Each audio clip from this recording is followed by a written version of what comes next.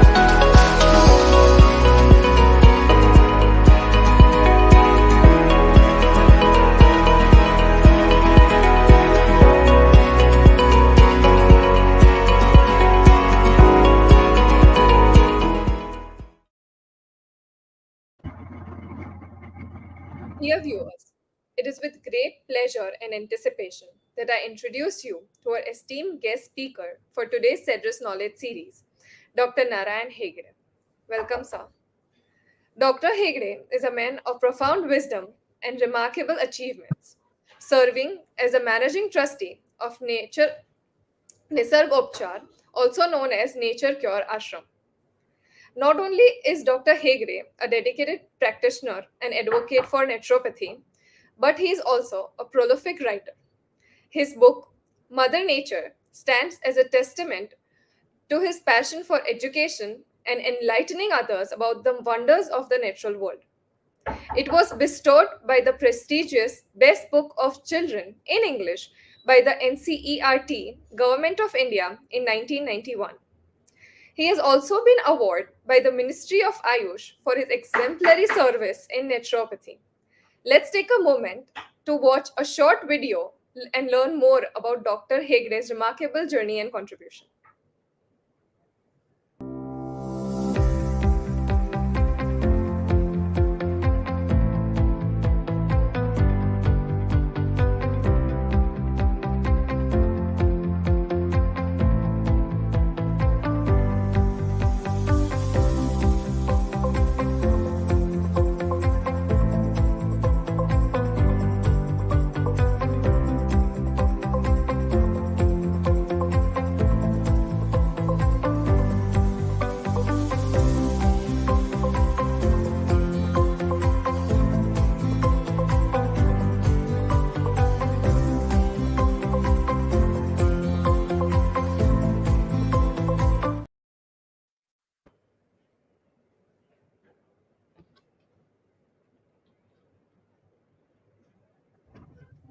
A very warm welcome, sir.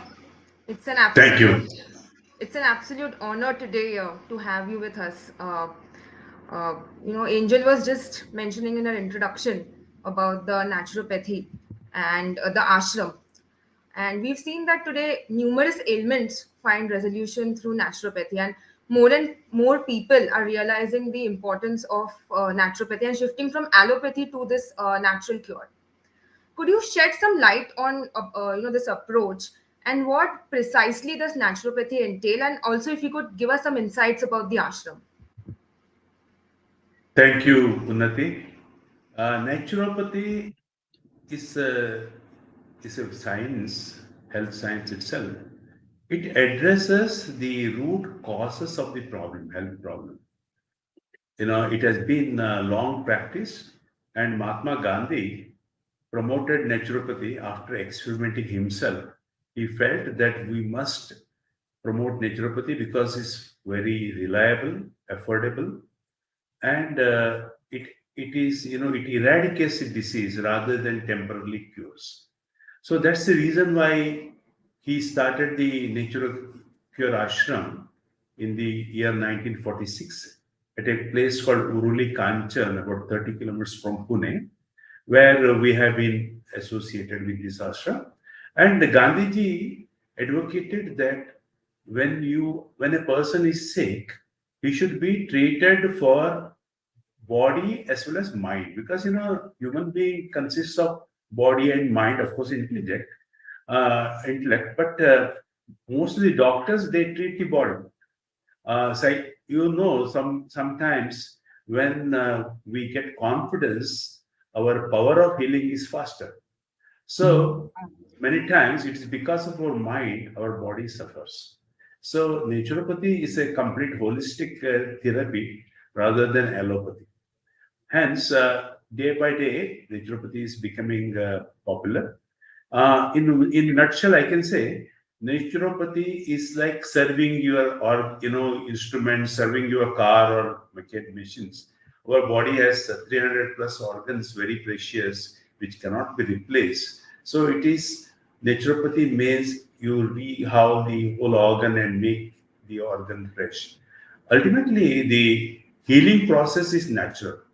What the doctors do is to facilitate natural healing by killing the germs or facilitating whatever is needed.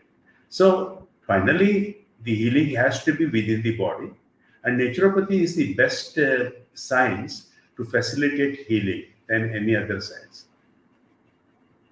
Hence, our Nature Care Ashram, we get about over 10,000 patients every year. People spend anything from 1 week to 6 weeks, 8 weeks. And this therapy is more effective for functionally related disorders. These days, modern era, we are bogged down by our work culture, and that's where naturopathy can give better relief than any other science. Very true. I think you just mentioned that, like, we take care of machines. Our body also needs maintenance. Yes. And, how this is of utmost importance to cleanse our body and our mind today. In the changing work culture, in the changing work patterns, and in the personal lifestyle, we've seen that there's been a paradigm shift in what earlier our elders used to live and what the today's generation is living, particularly the millennials and the Gen Zs. Like, we see there's a eating outside has considerably increased. Though after COVID, we've seen that people are more shifted towards exercise and a healthy routine, but eating out has increased way beyond a limit after COVID. And due to this, we've seen emergence of so many various syndromes, sir, like you were just mentioning, that how important it is to heal the body. But we've seen, all of a sudden, this PCOD, thyroid, all of that, hearing more and more cases of this. So it's become like a spoken topic. Gut health. These are all functional disorder. These are all functional disorders, and our mind influence disorders much faster. Although Gandhiji advocated since the beginning of the last century, the modern medicine also in the developed countries like UK and USA, doctors prescribe the patients to go for meditation, go to church or prayers as a therapy. So this is not devotional or magical. It's a science wherein mental cleanliness helps in cleaning the system, body. Hence, more and more, this naturopathy is becoming very popular. We have a lot of IT guys coming and spending time and feel extremely benefited. In naturopathy, the ashram, out of almost 12 to 15,000 patients, almost 97% of the patients go with success. There are many diseases which are not cured, but it's important to control them. For example, diabetes. Now, diabetes cannot be cured, but what can happen is it comes under control. The indication is your insulin dose. Your dose will come down. In naturopathy, we also don't disturb the prescription given by the doctors. Only thing, for example, the doctor gives you a higher dose of BP, then after spending a week or two, the blood pressure comes to such control that your medicine becomes a very higher dose. So naturally, even if you go to allopathy doctor, he recommends you to take half dose. So it's not, in a way, it's not competing with the allopathy. But Gandhiji said you don't have to really go to allopathy. But we don't say that way. We say you continue with allopathy, but this will give you to settle your health in a much better way. And whenever you require allopathy, you can always go. That's the way naturopathy at Urli Kanchan works. Very, very rightly said. So it's a balance between the allopathy and the naturopathy. But doctor, we've also seen that due to these eating out habits going increasing amongst the youngsters, there's a lot of gut health issues, and maintaining a healthy diet, a nutritious diet, is also of utmost importance. And in your books, or in one of your books, also you outlined the essential principles of how to maintain a nutritious diet to support overall well-being, just not physical, but also how important it is to have a good diet for a good mind. Could you elaborate on this, that how can one entail a healthy and a nutritious and a well-balanced diet? Diet is a part of the whole wellness system. Uh, what I will do, I will go to a small presentation and I will come to answer this question immediately. If you look to this, if you look to the wellness of human being, earlier wellness. See, there are, I can classify the wellness into six categories. One is physical wellness, wherein our consumption of food, our health will come, which I will explain in a minute. In addition, we also have emotional wellness, your attitude, your stress relating factor, your relation with others is emotional wellness. So, because many times you see people come in the morning and they become angry with anybody. That's, he's a sick person emotionally. Then the intellectual wellness, people are very dull, they don't feel reading, they are not able to participate in any intellectual discussion. So lack of knowledge, that becomes a kind of illness, or you need to develop that wellness. Social wellness is, how to communicate with your people in the family, outside the family, and how you build the relation is very important. If your social wellness is weak, then your mental wellness becomes, emotional wellness also becomes very weak. Finally, the important thing is one more, spiritual wellness. The spiritual wellness is equally important, I would say. And last one is environmental wellness, where your surrounding must be clean. You should have better environment, house kept tidy, so that when somebody goes from the office, you feel very pleasant house. So these are some six important wellnesses. Today, I would like to talk about the physical wellness as well as the spiritual wellness. And when you maintain physical wellness and spiritual wellness, that is where body and mind, addressing the body and mind. Now, coming to the next slide about wellness. Okay. See, about the good health. What is good health? Now, you are supposed to require, like urban people, require 2,100 calories a day. This calorie comes from various ingredients. As you can see, there are cereals, there are fruits and vegetables, there is protein, the fat and oil, and also sweets. Now, you need to have a balanced food. You need to, as you know, in a good food means your daily food should consist of 30% raw diet, salads, then sprouts, fruits, and these are the raw diet. Once you have raw diet combined with protein diet, then that can be called as a sattvic food. Generally, sattvic and tamasic and rajasic, there are other types of foods also. Sattvic means it's not too spicy, it's not too sour, it's not too sweet. The food should, well, food is in a way naturopathy, it's a medicine. The food should make you feel good. Many times you eat food, afterwards you feel so lethargic, you feel so sick. A good food is such that after 3 4 hours you feel like eating. A bad food is such that eat sometimes once, for the next 10 hours you don't feel like eating. Do you experience such kind of food? You go to a big restaurant, then you feel for the next 10 hours, you feel so sick, you don't feel like eating. That's not a healthy food. So, the nature cure says, you eat sattvic food because there's an impression, a lot of communities think good food means it should be very rich with ghee or oil. It should be very spicy, and it should be sometimes sweet. But contrary, that's not true. In Nature Care Ashram, we suggest, how a healthy food could be the good food without any of these things. You can cut the spice, you can cut the oil, you can cut the sweet, still you enjoy. That's what we teach the people who come over there, because it is the food which is our medicine basically. Hence, there is a lot of emphasis on food. Now, food is the one which decides our body growth, weight, and many times it is because of overeating or because of overweight, our system gets choked.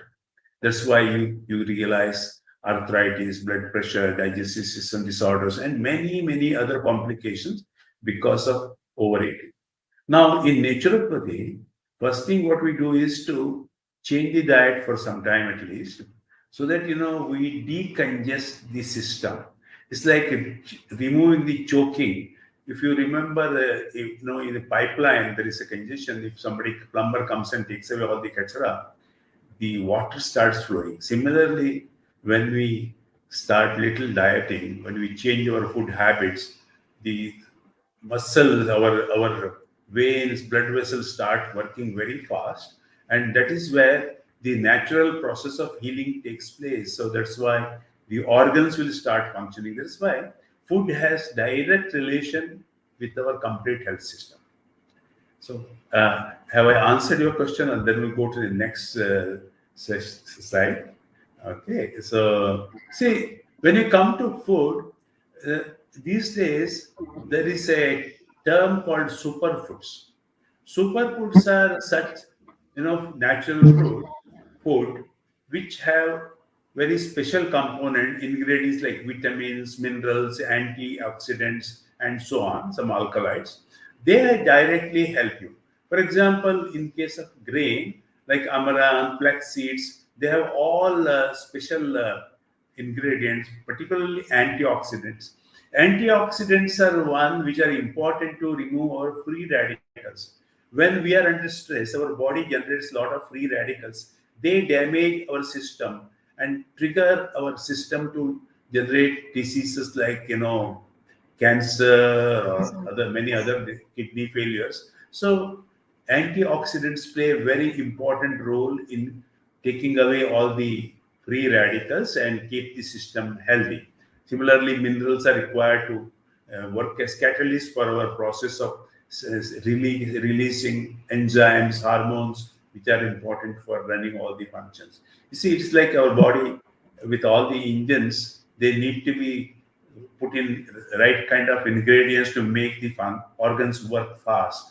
And these superfoods, next slide, superfoods help us, and these superfoods are very common. If you look to them, they are fruits and vegetables and some special cereals. It's Nature Pure says in that 30%, all of these fruits and vegetables can be part of our diet. And once we start enjoying food and we start eating it, you don't feel like eating, going back to the Punjabi food or the Maharashtrian or Marwadi food. You feel very sick of that because these are very repressing. For example, I'll tell you one thing. We eat poha or upma.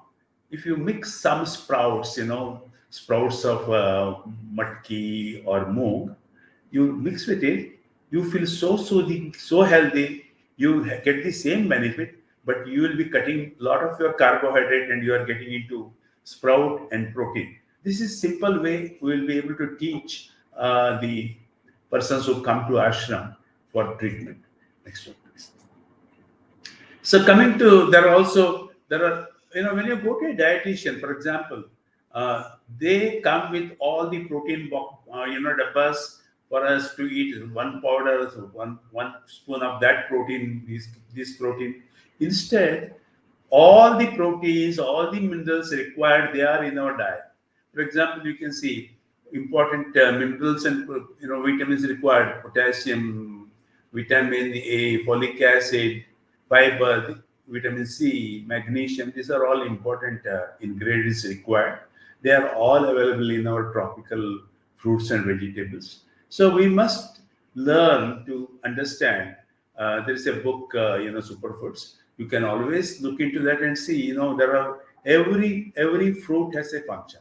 For example, somebody has a constipation, they can eat one or two anjir figs, fruits, that or papaya. That makes you feel much better. You feel healthy without any medicine. So if you are able to adopt this kind of knowledge in our day-to-day livelihood, then we will be smarter and healthier. Next one. Now coming to the physical wellness, after eating, it's important that we digest the food properly. And in naturopathy, there are yogas. The yoga is not necessarily to bend the body like you see in the first picture. There is yoga for even the uh, aged people of 80 years. Simply moving the finger, that also is part of yoga. Yoga is the exercise which is designed for every category. Even for children, we can have yoga. So yoga gives a special, exercise for different parts of the body. So we need to really learn some basic yoga. It's not necessary that you very struggling yoga. It's not necessary that you should sweat every time. But you should learn how to, you know, mend each part of the body, and so that we get exercise for all the parts. To the movie slides. And similarly, earlier. Similarly, for different yoga also there is for different ailment also there is yoga. Now there is a slide on the top where some our therapist is literally standing on the body. Now that is a neuropathy. That therapy says that if you give a pressure on particular part of the body, it secretes certain type of hormone, okay, which is needed for our body functioning. So there is a lot of science, and people simply, without taking any medicine, simply by giving pressure at different points, like acupressure as well, one should be able to get great benefits. So, as Gandhiji said, naturopathy, we are not against medicine, but without taking medicine, you should be able to get the effect without any side effect, without any cause. That's the beauty of naturopathy. Fast walking is another important therapy. Only thing, one important thing in walking is don't have to go with another person. Everybody has a different speed. Okay, so you maintain your own speed so that your body gets correct exercise. Otherwise, somebody is slow and somebody is weak. Neither of you will be able to enjoy. Second thing is, while walking also, it's important to keep your mind open. You can meditate during walking. You can think about your day-to-day happening. You can find solution to your problems. You can, meditation is not praying God. It is, keeping the mind blank, or allow the mind to bring the thought which has been pressing you. If there is a stress, we get stressed because some particular question keeps on bothering you. Maybe Very you true. are in office, your colleague must have given you a kind of taunt, which must be bothering. Why this fellow has talked this way? Now walking, that's a time to think why this must have happened. Did I do something? Is it because of that, or he said something because of which he is not really knowing how it hurts me? So you need to think. Probably when you think of these things, you get a solution to these problems. Walking can be an excellent session for solving the problem which has been bothering you in your mind, and that gives you great relief. That's stress free. So remember, you can go together, but don't sit. You go hand in hand, step by step. You have your own speed.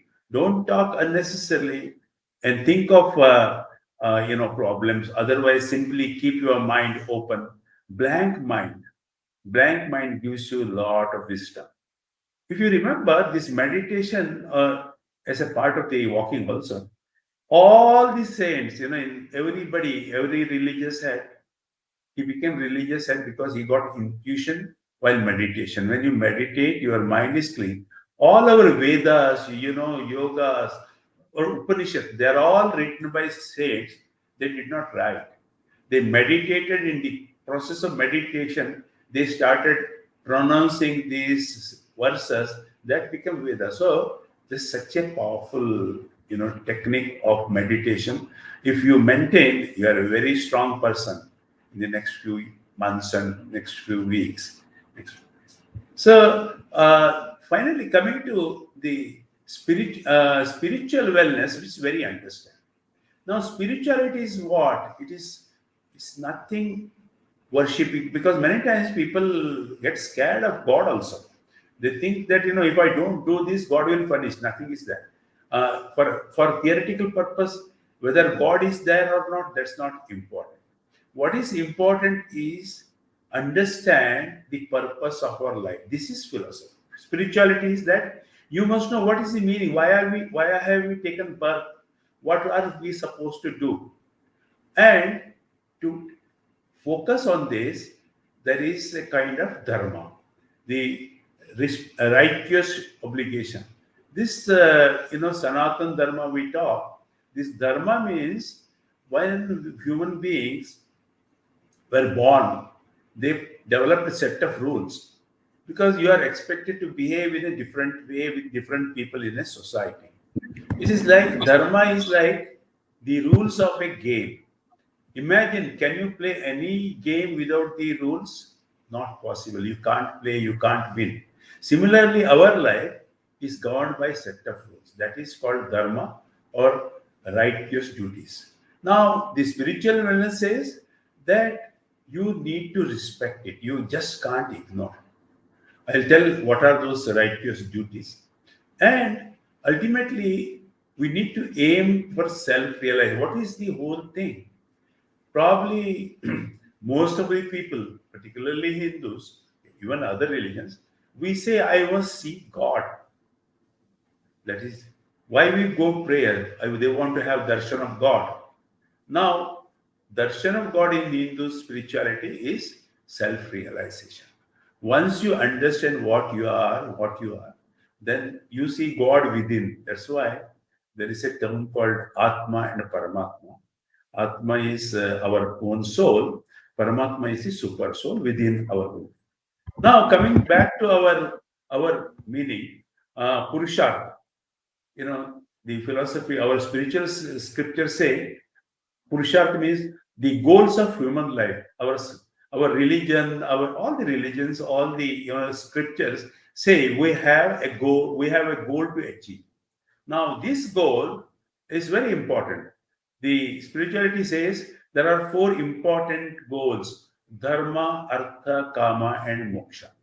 Now, dharma means our righteous obligations. We need to follow the code of conduct. Now, even in our house, even child doesn't behave well, mother slaps also sometimes. Although slapping is not good. If a child brings in a bad vocabulary from while playing, coming back from the playground, mother will gets angry, because that is the way dharma is taught in our culture. Now, dharma has to be. Now, in dharma, I will come again little later, because you are supposed to do. Dharma says you are not supposed to hurt others. Ahimsa means even hurting mind also is ahimsa. You are not supposed to cheat. You are not supposed to abuse. These are also related to our personality. Imagine in office, a boss comes and abuses everybody. He doesn't smile also. That's not his dharma. He is not following the dharma. His personality is affected if he doesn't follow dharma. So dharma, remember, All the things are for our own good. We are not doing charity by becoming good to anybody. You are expected to be good for your own good. You are for grooming your own children. So many times people think I am doing sacrifice, I am good with others. It's your duty. You are bound to be, otherwise you are not a human being. So that is dharma. It's little difficult, but we have to understand, we have to follow. Then artha. Artha is our topic here. We are supposed to earn money. We are meant for generate wealth, we are meant for generate resources, because this money is required for the karma. Karma is our desire. Human being is bundle of desires. Human being, you know, human being, every one of us generate almost 52,000 thoughts every day. 52,000. Now what are these thoughts about? If you analyze, they are related to the desires of our five sense organs. We have five sense organs. All of them demand. Eye demands something, mouth demands something, ear demands something. Then our body, skin demands something. These all they want. And the funny part of this desire is, if you think you want to fulfill, it will never fulfill.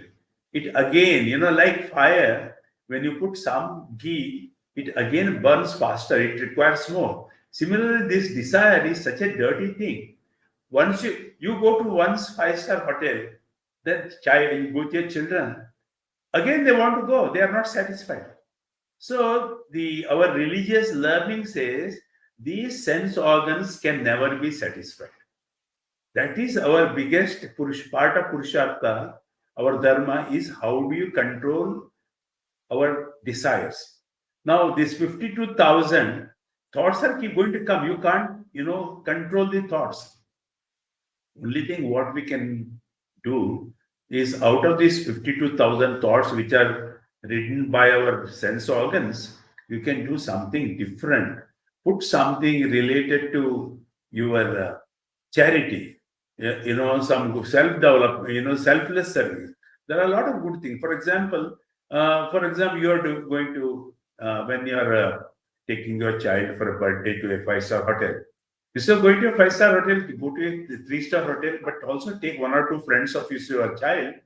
That child will remember that day for the next 25 years. Uncle and auntie had taken me also for the birthday, which I could not afford.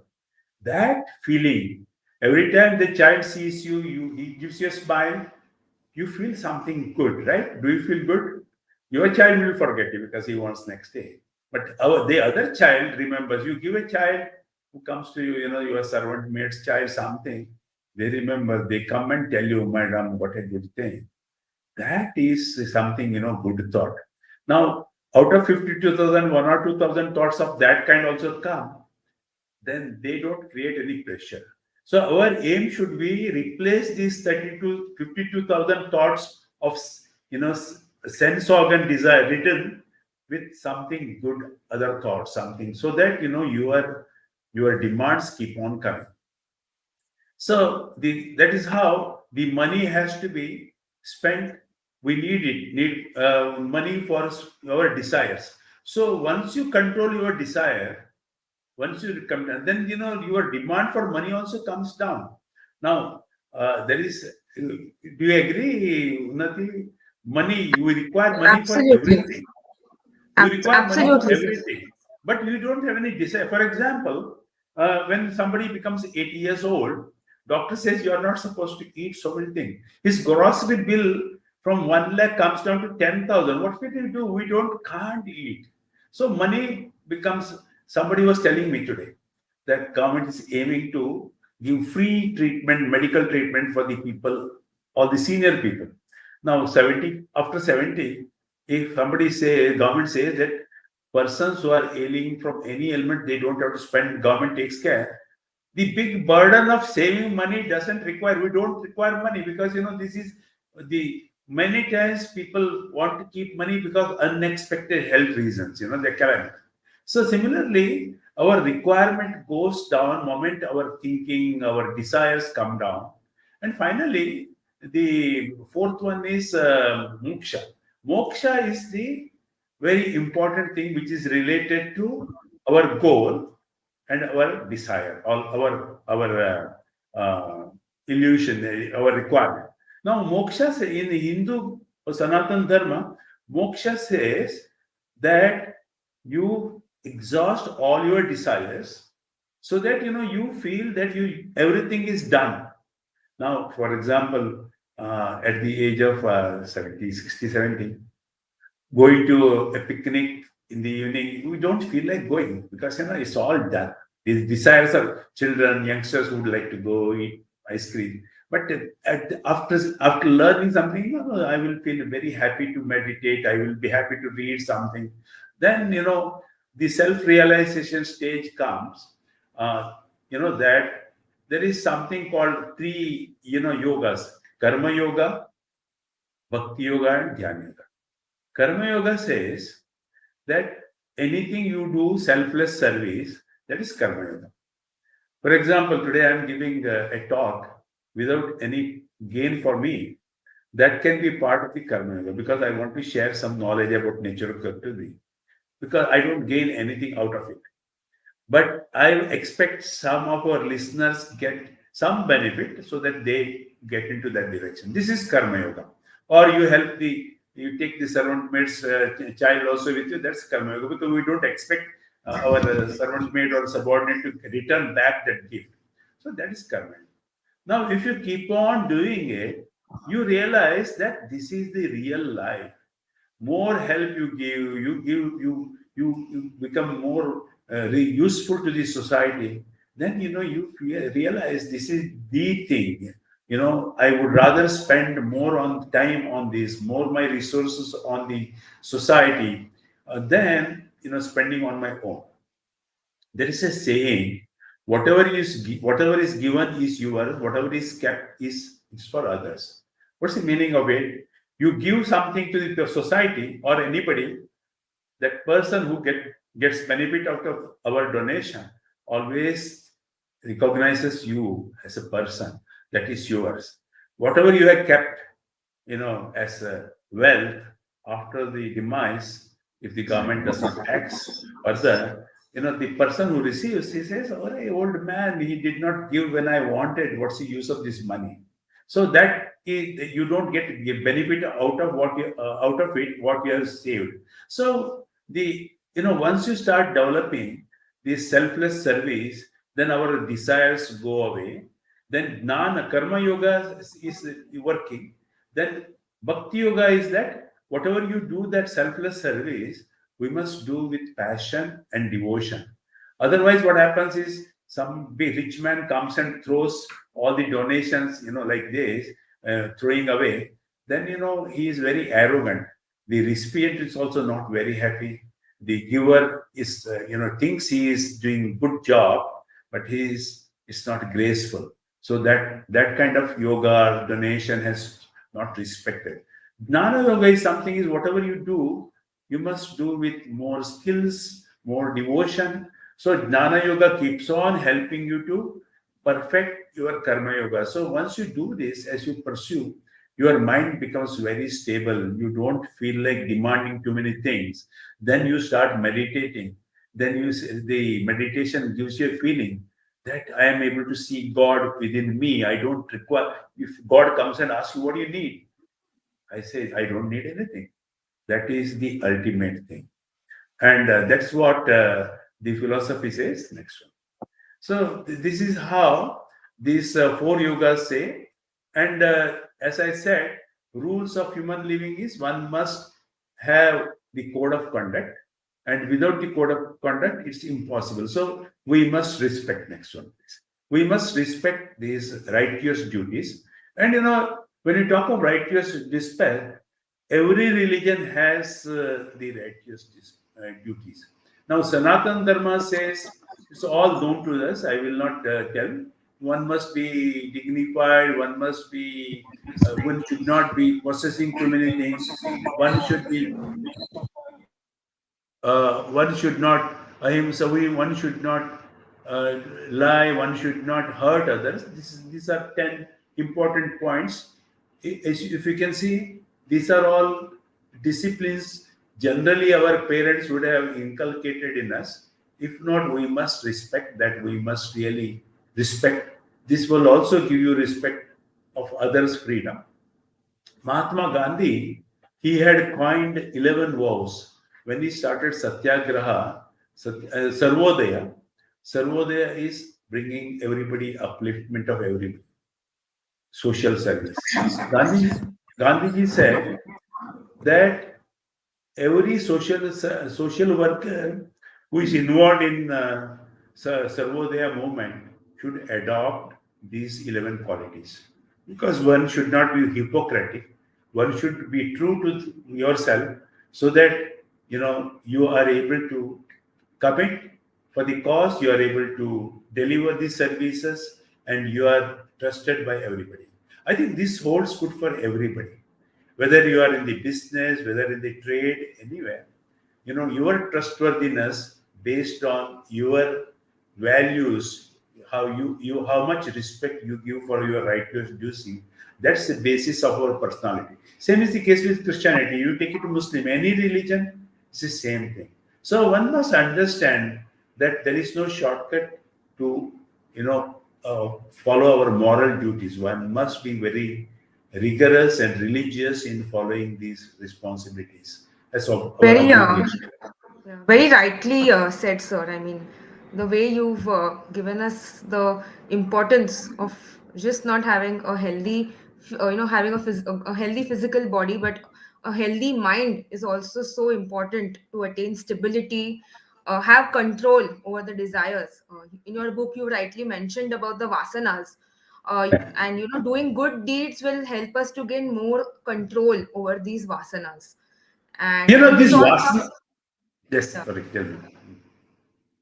No, you've This also, yeah, mentioned a lot about the vasanas and how Gita learnings from Srimad Bhagavad Gita helps one to gain stability over these vasanas. If you could dwell a little deeper into this for all of us.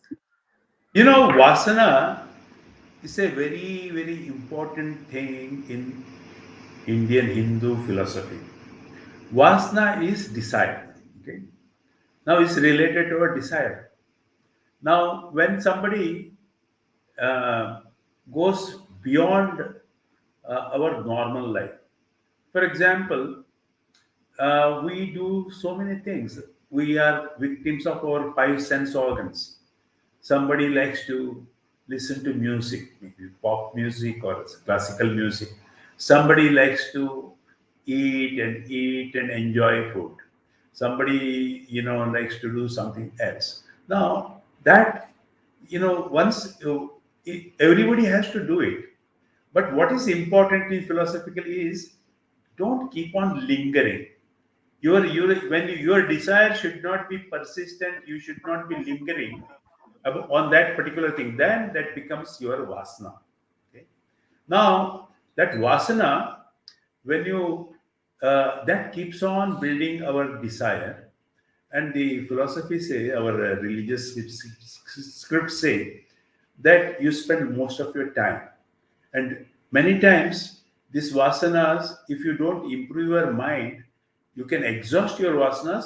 Otherwise your vasanas will build up also.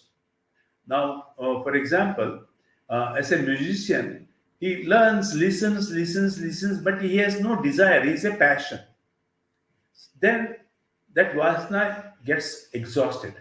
Now somebody wants to eat till the last moment. He wants to eat. That vasana will persist, and the philosophy says, even after death, the person will again, the soul will find somebody. Probably, if somebody is very crazy in eating chicken, maybe we will go and take birth in some family where chicken is eaten every day. Or somebody wants to eat chicken, he will go and take a rich family where every day you can have chicken. So that is how the rebirth takes place. That's what the scriptures say. Now, in Hindu philosophy, what he says is, human being should exhaust taking birth and rebirth. Birth and rebirth is a very painful birth and death is a painful process. Our life should be to end the birth and rebirth, and when you reach the self-esteem that you don't require anything, you are always in the heaven. The soul will be enjoying it. There is no rebirth in the next life. So this vasana is the inbuilt or accumulated desire. Our aim should be to get exhaust these vasanas in our life. You pursue that, but don't get attached. You enjoy, you relax, and by the end of after some time, you said, "Okay, this is enough. I enjoyed no more." That is the exhausting or end of vasana. And if you say no, no, little more, little more, little more, even after death will come back. So we need to take a call whether you want to come back and keep on eating or doing what you have been doing, or you don't want to do. You go to a heaven and enjoy the whole life. This is what the philosophy. I have not seen hell or heaven. They are both are here, but best for the common understanding, taking rebirth is related to vasana. And Very, very rightly said. coming back to Bhagavad Gita. See, Bhagavad Gita is a kind of modern management, textbook, I can say, and that gives you the excellent, literature for personality development. In Bhagavad Gita, particularly the second chapter, verses from 40 to 55, it gives you the essence of life, Karma Yoga. And Mahatma Gandhi said, if you read these 25, verses, you have understood not only Bhagavad Gita. Bhagavad Gita is the essence of all the Vedas. So it's a kind of summary of all the Vedas. So you have understood the basics of Hindu philosophy. Now in Bhagavad Gita, there is a. We go to the next slide. In Bhagavad Gita, there is a small selection I have made. Uh, I will go to later. In Bhagavad Gita, go little apart. Next one slide. There is a towards excellence. In verses, second chapter, verses 62 and 63, it says fall of human intellect. Two verses say a person lingering on objects of senses develops attachment towards them. Every time a gambler, if he is gambling vasana, gambling is a good attachment of a vasana. Okay, a gambler will always moment he will whatever the money you get, he will go there. A alcoholic person, he can even sell the part of the house and go to. So that is what the lingering and attachment to that subject. From that attachment arises desire, more and more desire. From desire, because all the desires are not fulfilled, even after partly fulfilling, you become so angry because you are not happy with that desire for fulfillment. So you get more angry. From anger arises the delusion.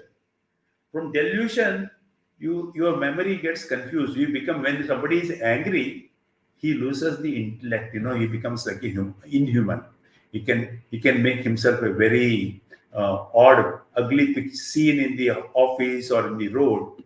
Now, from there, the loss once a person loses his intellect, then he is towards a destruction. So remember, the desire, undue desire, is the fall of the human intellect. They say downfall of human being. You can see he's like he is falling down.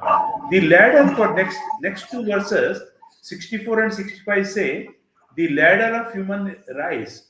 It says self-controlled person, free from likes and dislikes, moving among the objects with sense order, or among the objects with sense order under control.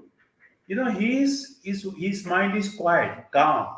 This calm mind will able to understand the sorrows, address all the problems. Then he becomes a man of study wisdom. And finally, there is another 55 and 56 verses of second chapter says the Sthita Prajna. That is the highest stage. We are all supposed to be Sthita Prajna. That is the ultimate goal of self-development. Now, Sthita Prajna definition is someone is thoroughly dismisses all the cravings and the mind gets satisfied. We become very happy with our own doing. Person who becomes happy with his own creation, happy with whatever is available, his mind is very steady. Now he can take the sorrows in a very graceful way. He can control his excitement because of happiness. That is what is called a study man of study wisdom. So these are very simple things of Bhagavad Gita. And coming back to the next slide, earlier slide, Bhagavad Gita. So there is also something, we have connected with our Patanjali, 8 folds of human self-realization. What are these 8 components? Patanjali was the great saint who promoted all the yogas. He says, if you want to have self-realization, we should have yama. Yama means our non-violence, all the code of conduct, moral duties. Niyama means your well-disciplined life. You need to have cleanliness. You should be peaceful. You should be doing study. You should be able to, conduct yourself in the office and how residence properly. Then you get into proper posture of sitting, practice nice sitting, then prana, breathe, continue breathing exercise. Then you naturally your senses will start getting withdrawn. When your mind senses are withdrawn from your mind, you can focus on the supreme power and meditate. You will be able to see God within. So that is called a samadhi stage. In a way, it's a very simple technique. So, see, spiritual scriptures insist regular control on human behavior for progress, for both personal and public life, is the basic essence. So, whatever our parents have said in our childhood, listen, remember, follow. That is the best way to progress in our personal life and spiritual life. So, yes, uh, you can see in the Bhagavad Gita also there is a same destiny. Destiny is whatever you do, you get back. Many times that's why if you are bad to somebody, you will get the same thing back. That's what destiny is. So one has to remember the destiny is a scientific belief of our spirituality. And best thing is, how do you proceed in our spirituality? Best thing is to start with karma yoga. Simply start thinking about others. Do something good for others without any self-interest. If you are in that path, I'm sure next few years you are towards the progress, towards Stita Prajna. And that is the happiness. And that is, and another thing, remember, happiness is nothing permanent. Happiness definition of a child is different. Of a school going child is different. Happiness before the young, youngsters, teenagers or youngsters, uh, fiancés, their happiness is different. After marriage, the definition of happiness is different. When you start earning, your happiness definition is different. Similarly, at the old age also, your happiness definition is different. So, what is important is understand what is happiness. And next one, please. I try to summarize these in my 2 books, Positive Attitude for Good and Happiness and the Shamitri. This positive attitude is one thing where you need to inculcate positiveness in your happiness, because your attitude is your personality. Your attitude will decide you are a good person or a bad person. So you need to really inculcate, and it's possible that you should become a positive person, because negative person, positive person has always happiness, and that happiness control is within our control. For negative person is somebody who will be happy with somebody other's downfall. And every time your neighbor becomes successful, you are a very sad person, because your negative attitude makes you downfall. So one has to be positive. Then regarding the shamitri, that is addressing our happiness. My understanding is that happiness at the old age is very important. And our happiness at the old age is the prosperity, our happiness of our children. And old parents will see the children happy, doing well in the society, performing good, earning good money, bringing respect. आपके but बेटी मिली कितना बढ़िया है. That is the greatest happiness for a old person. Now that is, and that is the time, when you are in an old stage, you need all these things, happiness as a tonic for us.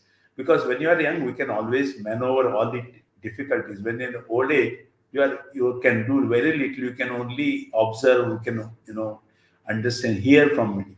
And if you want happiness of your old age, that means your children, groom your children as good citizens of the society. Now, if you want to groom your children, you should work when you are young parents. Children don't only get by reading books, they mostly copy, they follow the parents, observe parents. Even a small child of 2 months, 2 years old will follow the mother or father. You don't have to teach them. So it's important for us to understand that for the sake of our children, we need to follow these righteous duties. We need to follow our self-development pursuits so that we make our children better citizens so that it brings happiness. So remember, by being good, by following really righteous duties, by doing charity, we are not doing anything for this society. It is for our own good. Once you know that it is for our own benefit, life is fun. So I believe that our happiness is within us. Our happiness is not with money. We need money. Now there is a question: how much money is important? Very Swami true. Vivekananda. Swami Vivekananda says our purpose should not be earning money. Our purpose should be something different. Maybe you create wealth for the nation. You want to create job. Our purpose is money becomes kind of incidental. Money will come with good work. Money will come. The aim should not be earning money. Aim should be to do something good for the society, and money will come. So that's what is the answer for the question about money. Very rightly said, sir. Be good, do good, think good. That is the way to eternal happiness. And we are seeing these days that happiness has become very short-lived. We are chasing happiness, but it's like a craving. We eat something sweet and we get a instant good feeling just for a very short period. So these days, happiness has become this way, and eternal happiness. To get that eternal happiness, one should be good, think good, do good, which was a very valuable input for all of us. I think it's given us a different perspective of how to see life in the broader lens of things. And again, Gita, how the Bhagavad Gita will help us to get that stability. I've been hearing from my elders always that if you're stuck in any problem, you go to the Gita, and that's where any chapter you open, you will come to your solution. And meditate and think what is good and what is bad. That will tell us. Thank you very much. Very, very true. Thank So you very very much. true. I think, sir, this your inputs and this topic is such that 1 hour is a very short time to encapsulate, all your thoughts. And this is such a wide topic, and we have so much, resonating it to our daily lives. But thank you, sir, so much for your valuable inputs. It's given a very different way of seeing life, and I'm sure if we start practicing it, life will be a lot more different without, a stress-free life, which we Uh, all wish for. I invite our listeners to come to Nature Care Ashram, spend a week. They will get a lot of insight. Thank you very much. Definitely, sir. Definitely, it's a very interesting concept in the ashram. Also, in the initial phase of our discussion, what you mentioned. So, I'll hand it over to Angel for the final comments. Uh, yeah, Dr. Hegde, as Unnati said, this has been a very valuable and very insightful session. And especially the practical approach that you have provided us about, how a positive mindset can actually affect, your physical well being. it's truly been intriguing to dwell into the depths of the naturopathic principles, because even when we think about taking a natural approach with the kind of life that we have like built around us, it is we think that it is very difficult to take a natural approach about it, but it is not really like that. I would really thank you for sharing the insights and your expertise on naturopathy, and truly your passion about promoting a natural health and wellness is remarkable, and we are incredibly grateful for having you at Cedrus Knowledge Series. And I would just like to thank you for giving us your time and sharing your wisdom with us. And you have truly inspired us, especially the young generation, to prioritize our health and by taking a more natural approach. So thank you Thank so you. much, sir. Thank you very much. Thank you, sir. Nice. Thank you. Bye bye.